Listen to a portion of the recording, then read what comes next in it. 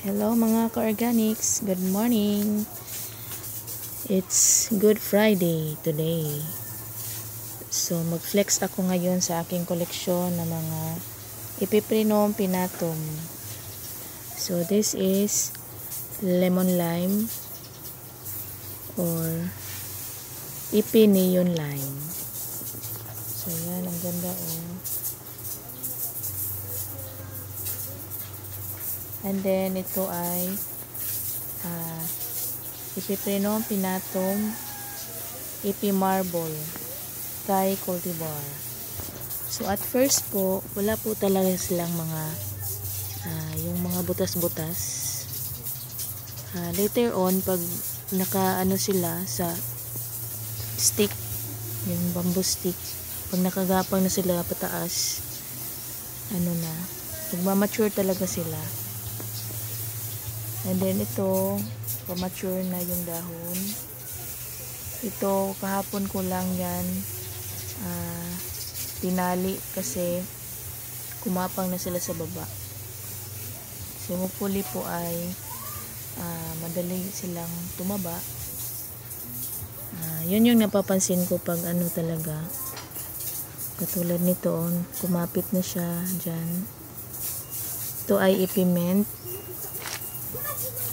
At ito ay Epi marble Palawan variety.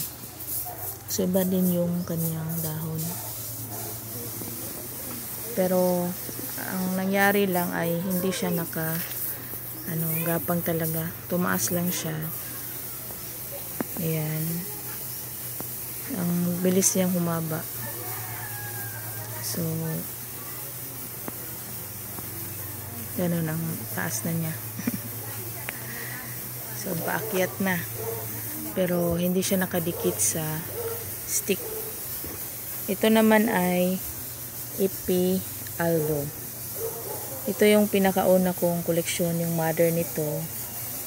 So ayan. Ang ganda ng kulay nito pag talaga. Halos mag half variegation talaga yan pag maalagaan mo talaga yan. Then sa kabila, ito ay skeleton K. Ayan. So, ganito din yung design ng dahon niya. Tapos, ito ay Epi marble narrow form. So, lang siya, parang maliit lang siya. Need ko nang ipropa yan kasi hindi ko masyadong naalagaan. Hindi siya nakadikit sa bamboo stick. Ito naman ay Epi aurea. Ayan, ang ganda oh. So, nakadikit kasi siya. Kaya ayan, palaki na yung dahon niya. Nag-matured form na. So, dito naman sa kabila, ito yung mga Epi ko rin. Ito ay Epi aurea. Ayan. Medyo baby pa lang yung dahon niya. Tapos ito ay Epi mint. Ayan. Pamature na may butas na And then ito ay aurea, parang aurea rin ito. Kasi ang mas napurupa ko kasi yung aurea. Ito ay yung Epi albo. Ayan. Ang ganda yung variegation niya. Kaya lang hindi siya nakagapang dito. Kailangan siyang lagyan ng tali. At nakat yung kanyang pinaka tip. So ito ay mga golden domesticum. Hindi ko masyadong naalagaan. Ayan, ito yung na freebie na Epi lemon lime. Sana tumaba na yan. Ito ay sunburst. Ang ganda oh. Then ito yung pinakaabangan ko talaga. Kasi parang putos lang talaga siya. Pero ayan, may butas na oh. Ito ay cookies in cream or Epi tricolor. Ayan. halos galing ng Angono Rizal yung mga tanim ko. So ayan, ito ay Cebu Blue. Ayan, kasama ng ipiment. Tapos ito ay Aurea. Ito ay Epiflame.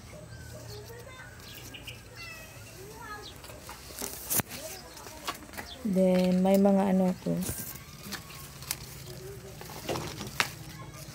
dito, yung Epi Marble na Japan cultivar. Ayan.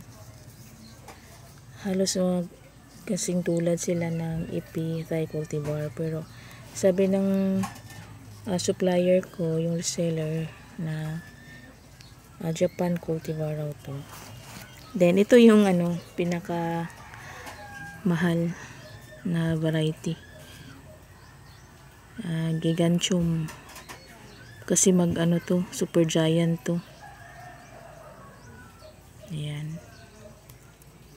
So muntik nang mamatay to, buti na lang naka-recover kasi ang liit pala. Tapos natagalan siya sa LBC.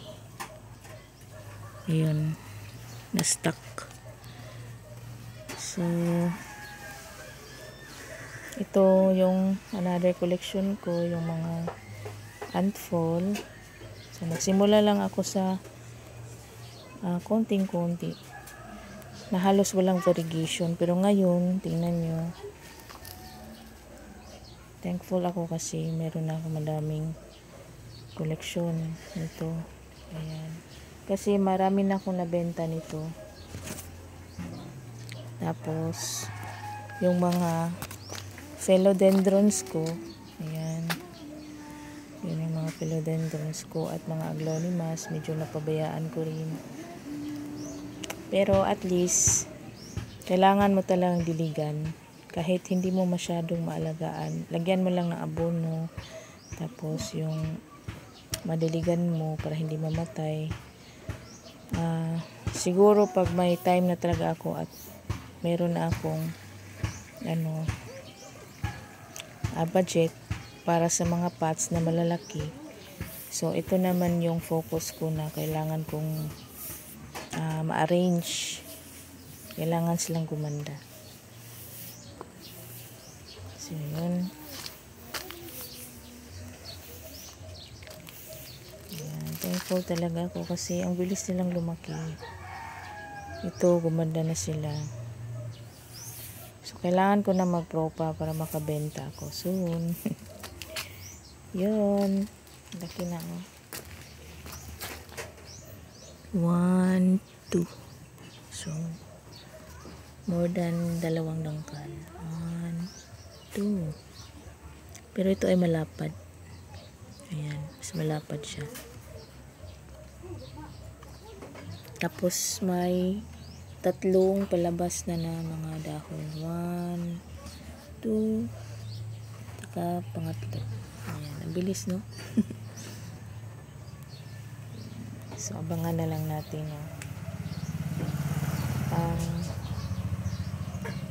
next na mga collection ko, kasi focus ko naman ngayon ay mga variegated cardboard. So thankful ako kasi may variegated cardboard na ako. Ayan, ito yung freebie ko. Ito yung first na naman ko talaga, or nagkaroon ako ng cardboard na variegated. Ayan. So may mga free din ako na golden cardboard galing Indonesia. So yun yung aabangan ko this coming April, yung shipment kasi. So that's all. Thank you for watching. God bless everyone. Bye bye.